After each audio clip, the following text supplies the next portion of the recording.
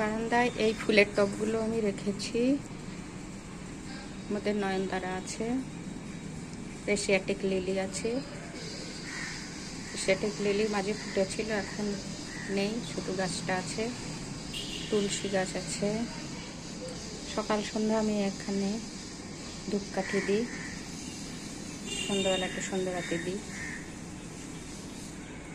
আর এই টবেই আমি উচ্ছের দানা পুঁতেছিলাম, সেটা উচ্ছে গাছ হয়েছে।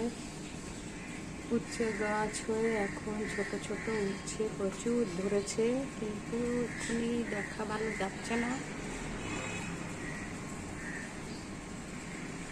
এই যে প্রচুর বড় হয়েছে গাছ, দুটো তিনটে গাছ লতিয়ে লতিয়ে পুরো গ্রিল বেয়ে দড়ি বেয়ে সব উপরে উঠছে। এর মধ্যে কিছু উচ্ছে দেখার মতো হচ্ছে, আপনারা দেখতে পাচ্ছেন কিনা জানি না।